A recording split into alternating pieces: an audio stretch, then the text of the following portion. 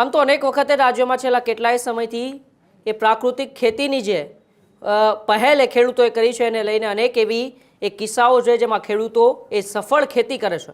ખૂબ નાની ખેતી હોય છે, ખૂબ ઓછા સાધનો હોય છે, પરંતુ પ્રાકૃતિક ખેતી અને પોતાની સૂઝબૂઝથી એ ખેડૂતો એ ખેતીમાં એ બહોળી સફળતા મેળવતા હોય છે. પછી થોડા સમય પહેલાં સુરેન્દ્રનગરની જામફળની ખેતી હોય કે અમરેલીના એક ખેડૂતની એક કેળાની ખેતી હોય.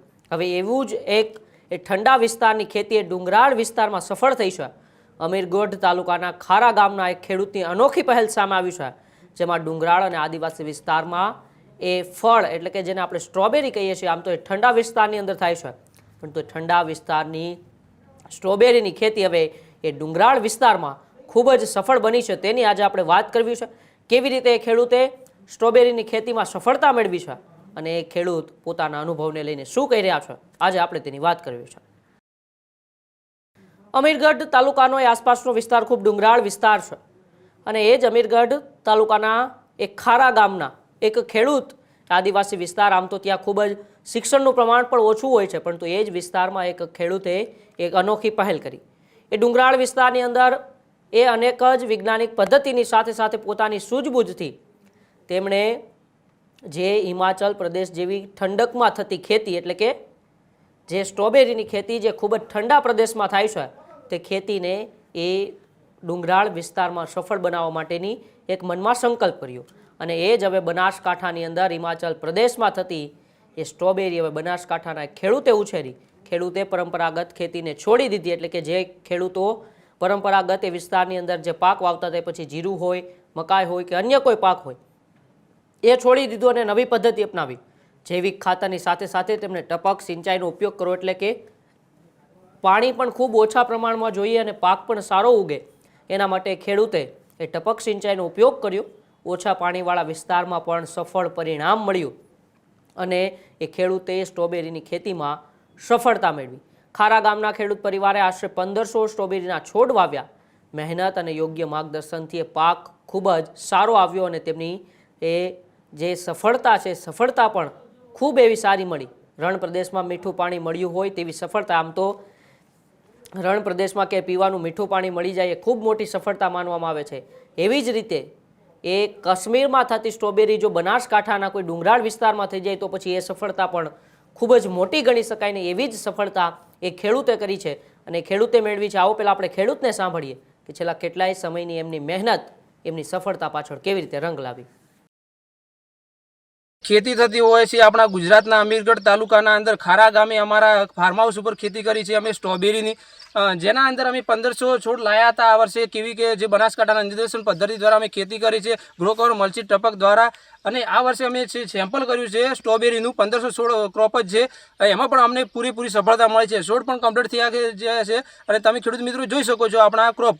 તો ખેડૂત મિત્રો, આ જે ખેતી કરી છે સ્ટ્રોબેરીની, જે આપણા અમીરગઢ તાલુકાના અંદર પહાડી વિસ્તારના અંદર પાણીની અછત હોવા છતાં પણ આ સ્ટ્રોબેરીની ખેતી થાય છે. એના અંદર પાણીની પણ કંઈ વધારે જરૂર નથી હોતી. તમે પણ આવી રીતે નવી નવી ખેતી કરો, નવી નવી પદ્ધતિ અપનાવો, ટેકનોલોજી દ્વારા ખેતી કરો, જેથી કરીને આપણી જે ખેતીની સફળતા મળે. કારણ કે અત્યારે જો આ બીજી પાકો કરતાં નવી નવી ખેતી કરવી અને આના અંદર ઉત્પાદન પણ સારું મળે છે અને તમારું પ્રોત્સાહન થશે. ખેડૂત મિત્રો, જે અમીરગઢ ખાતે જે આ ખેડૂત સંમેલનની મિટિંગ કરવામાં આવી હતી, એમાં મારા પપ્પાનું સન્માન કરવામાં આવ્યું હતું. સ્ટ્રોબેરીનું જે અમારે સ્ટ્રોબેરીનું વાવેતર કર્યું છે, જેના કારણે તો હું તમને બધા ખેડૂત મિત્રોને વિનંતી કરું છું કે તમે પણ આવી રીતે નવી કંઈક ખેતી કરો ટેકનોલોજી પદ્ધતિ દ્વારા, જેથી કરી આ ટપક જે ફુવારા પદ્ધતિ, બધી અલગ અલગ પદ્ધતિ, જે ગ્રો કવરના અંદર પણ ખેતી કરો, જેથી કરીને તમે પણ આવી રીતે અલગ ખેતીનું એમ ચમકદાર થશો અને તમારું પણ ગામના અંદર નામ રોશન થાય છે. જેમ કે અમારા સ્ટ્રોબેરીનું જે ક્રોપ અહીંયા વાયા છે, તો આજુબાજુના બધાના વિસ્તારના જે ખેડૂત મિત્રો છે અહીંયા જોવા આવે છે અને પૂછે છે ક્યાંથી લાયા, ક્યાં વેચાણ કરવાનું છે. તો આના જો સ્ટ્રોબેરીનું ફળ છે બહુ મોંઘું જાય છે. ખેડૂત મિત્રો, જે હિમાચલ પ્રદેશના અંદર થાય છે,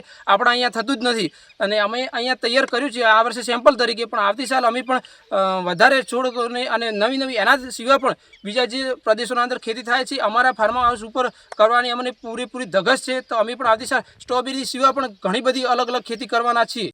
એમાં અમને કેવી કે સાહેબે આ રોપા આવ્યા હતા સ્ટ્રોબેરીના, એમાંથી અમે આ વાવવાનું શરૂ કર્યું. અમને 1500 ડોકા આપ્યા હતા સર પવાર સાહેબે, એમાંથી વાવવાનું ચાલુ કર્યું. ઉગ્યા સર બધા 1500 છોડ તૈયાર થઈ ગયા.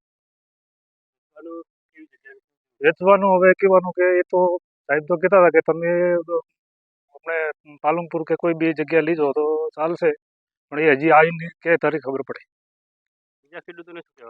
બીજા ખેડૂતોને એવું આ વાવેતર કર્યું એવું સર તમે કરો. ખેડૂતે જણાવ્યું કે નવી ખેતીથી આવકમાં વધારો શક્ય હતો એટલે એમણે જૂની ખેતી છોડી દીધી અને આ નવી ખેતી કરવા માટે પોતે સંકલ્પ કર્યો. આદિવાસી વિસ્તારમાં આ ખેતી પ્રેરણારૂપ બની છે. આસપાસનો આદિવાસી જેટલો પણ વિસ્તાર છે તે વિસ્તારમાં બધા પરંપરાગત ખેતી કરતા હતા, પરંતુ આ ખેડૂતે એક નવી પહેલ કરી અને પહેલને લીધે હવે અન્ય ખેડૂતોને પણ પ્રેરણા મળી છે. આગામી દિવસોમાં ખેતી વિસ્તારમાં જે વધારવાની યોજનાઓ છે તેને પણ હવે તે પ્રોત્સાહન પૂરું પાડશે. સાથે સાથે અન્ય ખેડૂતો પણ આ નવી ખેતી અપનાવે એવી આશા આ ખેડૂતે વ્યક્ત કરી હતી. એટલે કે અન્ય ખેડૂતો પણ આવી મારા જેવી નવી ખેતી છે એને અપનાવે, કંઈક નવું કરવાની એ કોશિશ કરે. જો તમે એ કોશિશ કરશો અને એમાં જો પૂરતું ધ્યાન આપશો, જૈવિક ખાતરથી લઈને એ તમે પ્રાકૃતિક ખેતી તરફના વાળશો, તો પછી આપણી જમીન એ તમને સારામાં સારું ઉત્પાદન આપશે. ને તેમનું એક ઉત્તમ ઉદાહરણ આ ખેડૂતે પૂરું પાડ્યું છે કે કાશ્મીર જેવા પ્રદેશમાં થતી સ્ટ્રોબેરીનું ઉત્પાદન પણ બનાસકાંઠામાં થઈ શકે. થોડા સમય પહેલાં એવું જ એક ઉદાહરણ હતું કે દક્ષિણના વિસ્તારમાં થતા કેળા એ અમરેલીના એક ખેડૂતે તે સૌરાષ્ટ્રની ધરતી ઉપર ઉગાડ્યા હતા.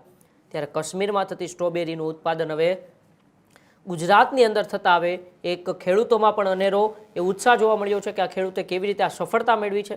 અન્ય ખેડૂતોને પણ તેમણે એ વિનંતી કરી છે કે તમે પણ એ આપણી પારંપરિક જે ખેતી છે તેનાથી દૂર વળીને કંઈક નવું કરવાની કોશિશ કરો. એ જ ખેતીમાંથી તમને મબલખ રૂપિયાની આવક પણ થશે અને આ ખેડૂતે મબલખ રૂપિયાની આવક મેળવીને અન્ય ખેડૂતોને પણ પ્રેરણા પૂરી પાડી છે. આપણા રાજ્યપાલ આચાર્ય દેવવ્રતજી પણ સતત પ્રાકૃતિક ખેતીને પ્રાધાન્ય આપવા માટે ખેડૂતોના સેમિનાર કરે છે, ખેડૂતોને માર્ગદર્શન આપે છે. ત્યારે આશા રાખીએ છીએ કે અન્ય ગુજરાતના ખેડૂતો પણ પોતાની સૂઝબૂઝ અને વૈજ્ઞાનિક પદ્ધતિની સાથે કંઈક નવું કરે અને ગુજરાતનું નામ સમગ્ર રાષ્ટ્રની અંદર રોશન કરે. તમને આ માહિતી કેવી લાગી, સાથે સાથે આ ખેડૂતની પહેલ કેવી લાગી, અમારા કોમેન્ટ બોક્સમાં અચૂકથી જણાવજો. બાકી જોતા રહેજો ન્યૂઝરૂમ ગુજરાત, ગુજરાતનો ગજનાદ. નમસ્કાર.